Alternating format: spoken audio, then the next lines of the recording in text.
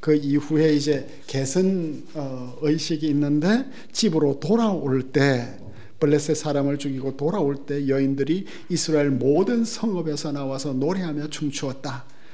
그 큰 승리를 거두었으니까 소고와 경세를 가지고 왕 사울을 환영하고 있거든요. 그러니까 모든 사람들이 나와서 환영하는 것은 다윗도 아니고 다른 군인도 아니고 사울 왕을 환영하기 위해서 나왔어요. 그죠? 지파의 경계를 다 넘어서 왔어요. 그 남자들은 이 장면도 참 멋지죠. 남자들은 전쟁터에서 돌아오고 여자들은 집에서 뛰어나오고 그동안 걱정하고 기도하면서 살았는데 남편과 자식들이 살아서 돌아오니까 막 기뻐하고 노래하고 춤추는 그 사울 왕을 영화롭게 하기 위해서 춤추면서 서로 교성곡으로 노래하는데 드디어 이제 이 유명한 그 노래 가락이 사울에게 이제 들렸습니다. 사울이 죽은 자는 천천히요, 다윗은 만만이다.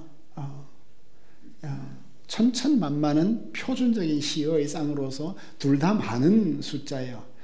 천과 많은 숫자 평행법이에요. 사울은 천, 그리고 다윗은 만의 만, 이게 아니죠. 사울과 다윗이 이 패럴렐리즘을 본다면 둘이서 함께 큰 대성을 거두었다. 왕이 먼저 나와야 되고 숫자로 말하면 천 다음에 많이 나와야 되니까 이게 자연스러운 대꾸예요. 그러니까 이 노래를 부를 때 사울에게 상처 줄 것은 꿈에도 상상을 못했어. 동등한 영광을 돌리려고 했다.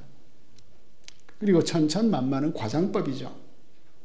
그런데 동등한 대우라 하더라도 사울에게는 이게 가슴에 걸렸을 것 같아요. 이 노래를 듣고 너무 화가 났어. 다윗에게 만만 돌리고 내게는 천천 돌리냐? 그가 더 얻을 것이 나라밖에 더 있겠냐? 그들은 주었는데 다윗에게는 만만을, 그러나 나에게는 그들이 주었어요 천천을. 히브리어 평행법으로 보면 제2행은 1행보다 더 예리하고 포커스 해주고 강조하고 확장하고, 그러니까 이런 사울처럼 해석도 할 가능성은 있어요. 시라는 것은 많은 것들을 또 이렇게 함축적으로 표현을 하니까 더 예리한 요소를 사울은 잡은 것 같아요. 사울의 마음은 이미 분열증 정세를 드러내고 있고, 우리 포켈만에 따르면 초분석적이 되었습니다. 그리고 이 노래를 자신의 왕권과 이제 연결하고 있습니다. 그래서 이 노래를 들은 날부터 사울은 몹시 언짢아 했고 분노했고 주목했다.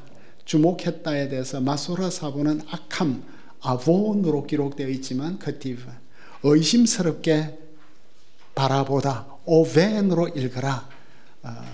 이제 원래 그 히브리어 텍스트에는 모음이 없었으니까 후대에 모음을 붙이면서 그냥 주목했다는 단어가 코텔 형식으로 오면 의심스럽게 보다. 그래서 최근의 번역 NIV조차도 시기하는 눈으로 바라보았다, 의심의 눈초리로 바라보았다. 그러니까 그 노래가 사울의 마음을 휘저었어요.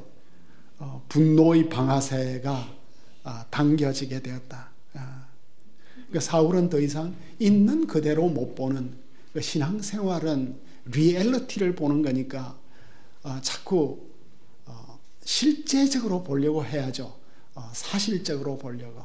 근데 자꾸 확장해서 덧붙여서 보는 이 일이 일어났습니다. 그래서 이제 그 유명한 장면, 드디어 이제 그 정신없이 떠들고 있는데 악령이 다윗이 수금 쳤다.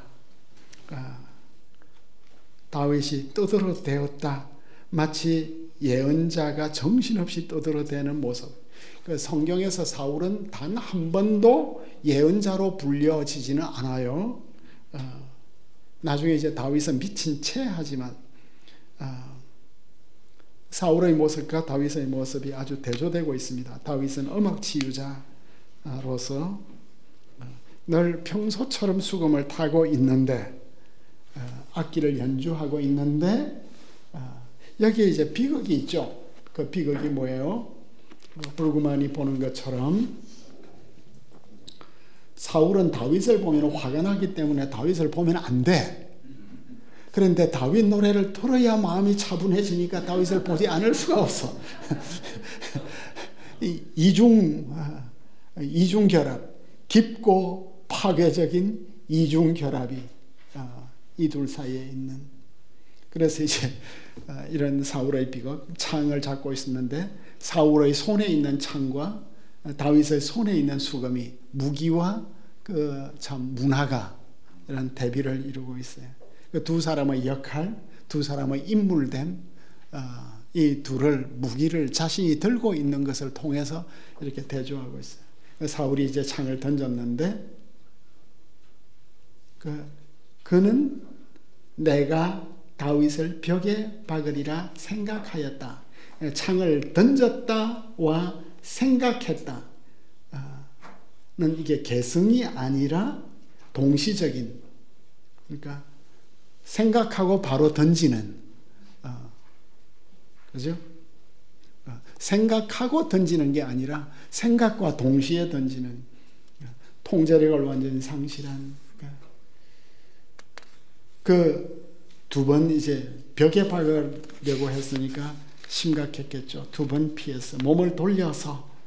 다윗은 무방비로 있었는데 어떻게 몸을 돌렸을까?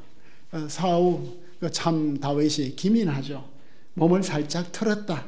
이 단어 사바브라는 동사가 step aside하고 evade하고 다르게 표현되고 있는데, 사울은 당대 최고의 무사였고 모든 살기를 다 썼고 다윗을 정조준하면서 던졌는데 살짝 피하는 간발의 차이로, 김구원 박사가 간발의 차이로 죽음을 모면했다. 모면했다. 묘면?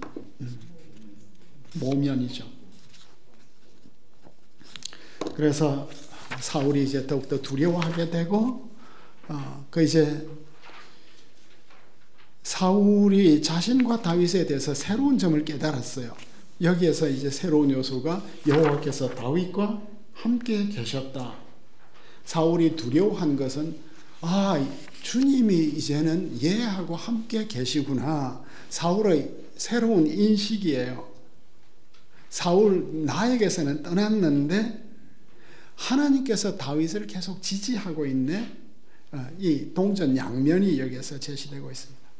그래서 이제 견딜 수 없어서 다윗을 떠나게 했습니다. 그죠? 곁에 둘 수 없어서.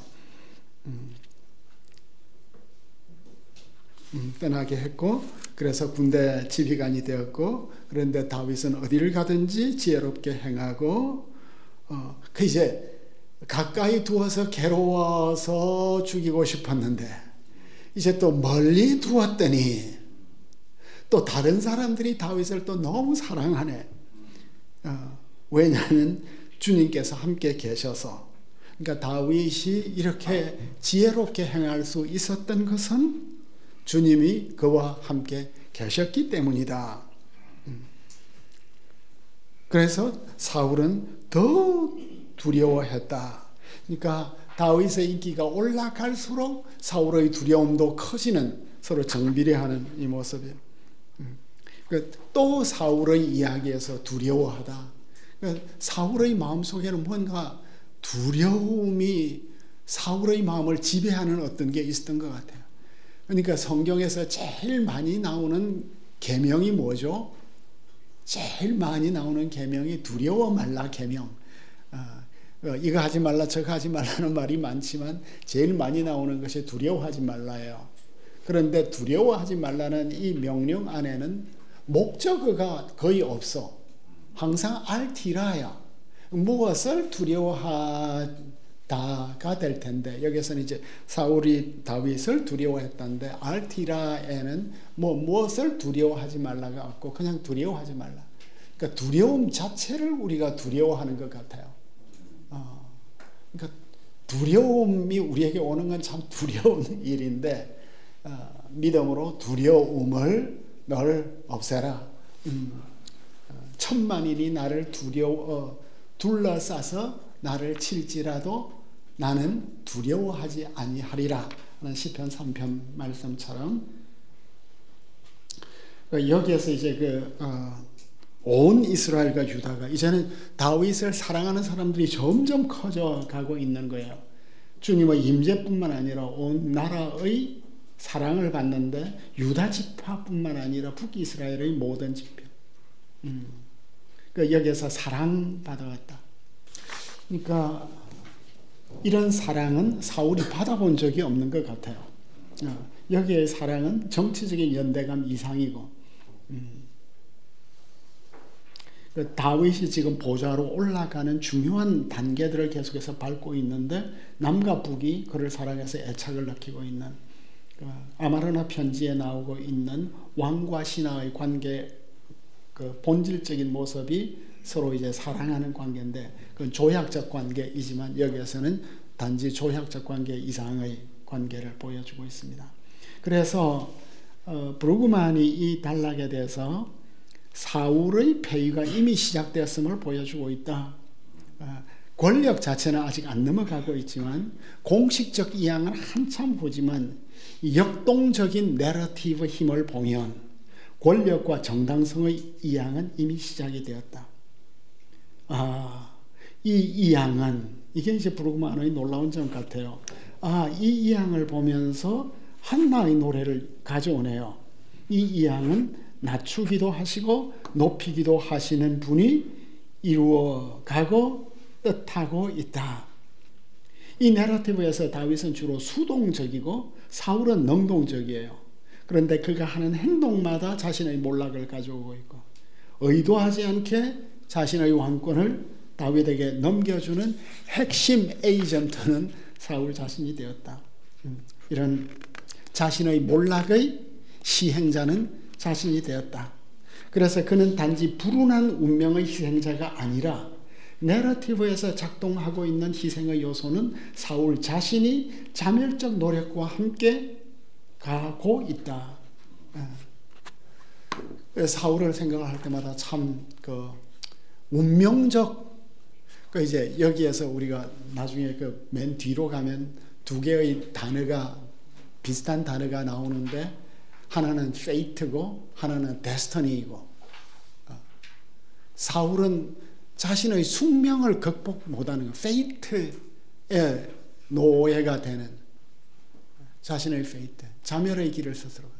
근데 다윗은 온갖 어려움이 있지만 자신의 destiny를 향해서 자신의 destiny를 이루어가는 이런 우리의 인생에 대한 두 가지 대비되는 모습이 이미 처음부터 나타나고 있고 여기에서 이제 신약의 빛으로서 우리 예수님께서 다윗의 일을 어떻게 이제 이루어가고 있는지를 잠깐 제시했고 이게